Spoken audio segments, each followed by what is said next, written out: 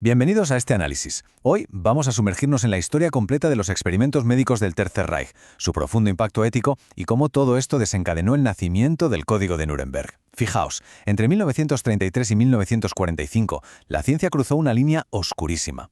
En nombre de un supuesto progreso, muchísimos médicos sencillamente abandonaron su juramento de curar. Lo que nos lleva a plantearnos una pregunta fundamental desde el principio. ¿Qué pasa realmente cuando la ética desaparece por completo? O sea, no estamos hablando solo de un capítulo negro en los libros de historia, para nada. Es una advertencia súper vigente sobre lo que ocurre cuando la brújula moral de toda una sociedad sencillamente se rompe. Sección 1. Ideología y falsa superioridad. A ver, vamos a meternos de lleno en esto. El régimen promovía de forma muy agresiva la locura de una raza aria superior.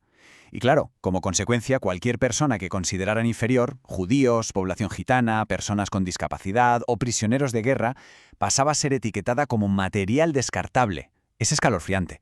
Fue todo un mecanismo del Estado, que hizo que la medicina dejara de sanar para convertirse literalmente en una herramienta de exterminio. Sección 2. Los laboratorios humanos. Sitios como Auschwitz o Dachau sufrieron una transformación muy siniestra. Pasaron de ser prisiones brutales a funcionar como auténticos laboratorios humanos a escala industrial. Y ojo, que los que dirigían todo esto no eran unos ignorantes, eran profesionales formados en las mejores universidades de Europa, lo que hace que este colapso ético sea muchísimo más difícil de asimilar. Y la forma en que organizaron todo esto era francamente aterradora. Las atrocidades estaban súper especializadas. Por ejemplo, en Dachau probaban la resistencia extrema al frío. En Auschwitz, el foco principal eran las aberraciones genéticas, y en varios campos en general experimentaban constantemente con enfermedades inducidas y cámaras de presión, una macabra cadena de montaje dedicada al horror. Si miramos el caso concreto de Dachau, el objetivo detrás de los experimentos era muy específico. Querían saber exactamente cuánto tiempo sobreviviría un piloto alemán si su avión caía en aguas congeladas. Así que sumergían a los prisioneros en tanques de agua helada durante horas. Usaban cuerpos vivos como instrumentos de medición. Y esto, de hecho, nos deja un dilema ético tremendo en la actualidad. ¿Se deberían usar alguna vez esos datos médicos tan precisos o deben descartarse por completo por estar manchados de sangre?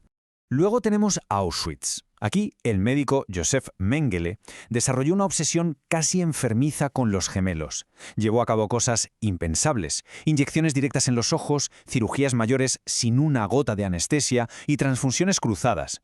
Tratamos este tema con todo el respeto del mundo porque es vital no olvidar nunca que hablamos de vidas reales sometidas al más absoluto sufrimiento. Lo que de verdad nos rompe los esquemas aquí es el cambio en el rol del médico. Por un lado, causaban daño directo, infectando a prisioneros totalmente sanos con malaria o tifus. Pero por otro, estaba esa observación letal. Metían a las personas en cámaras de descompresión y los médicos simplemente tomaban notas metódicamente mientras se asfixiaban. Cero intención de curar. El juramento hipocrático quedó completamente pisoteado. Sección 3. Los juicios de Nuremberg. Llegamos a un número clave tras el fin de la guerra: 23. Fueron exactamente 23 médicos y administradores nazis los llevados ante la justicia internacional. Este proceso sin precedentes expuso las entrañas de todo este horror médico y terminó con ejecuciones y penas de prisión, sentando un precedente legal que cambiaría la historia. Porque, efectivamente, de este juicio nació algo monumental: el Código de Nuremberg. Pensad que antes de esto, la medicina era súper paternalista. El médico siempre tenía la última palabra. Este código cambió las reglas del juego por completo al poner por primera vez los derechos y la capacidad de decisión en manos del propio paciente. Fue la base absoluta de toda nuestra ética médica actual. Sección 4. La memoria de las víctimas. Tenemos que hacer una pausa obligatoria aquí. Hablamos de miles de personas a las que les robaron la voz. Y recordemos, no eran soldados en un frente de batalla, eran civiles. Jamás eligieron participar en absolutamente nada de esto. Fueron víctimas arrastradas por una institución científica totalmente desprovista de humanidad. Hay una frase que resuena muchísimo al estudiar esto. Recordarlos no es revivir el horror, es impedir que se repita.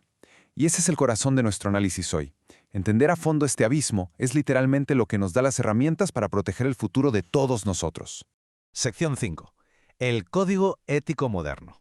Vamos a ver cómo nos protege todo esto hoy en día. La historia completa de estos horrores forzó al mundo a poner límites inquebrantables. Actualmente, cualquier experimento a nivel global exige dos cosas. Primero, la aprobación de comités éticos independientes. Y segundo, el consentimiento explícito. Es decir, cualquier paciente tiene el derecho irrenunciable a entender exactamente qué se le va a hacer antes de dar luz verde. Tuvimos que aprender esta lección a un coste verdaderamente catastrófico. El conocimiento sin humanidad es destrucción. Es así de simple y de duro. Cuando la ciencia avanza pero se desconecta de la compasión, se convierte inmediatamente en nuestra mayor amenaza. Y llegamos al final con esta advertencia imborrable. Para que el pasado no se repita, debe ser recordado. Pensemos por un segundo. Con la enorme velocidad a la que avanzan la tecnología y la medicina de hoy en día, ¿cómo garantizamos que la ambición por descubrir no eclipse jamás el valor de una vida humana? Ahí os dejo esa reflexión. Gracias por acompañarnos en este análisis.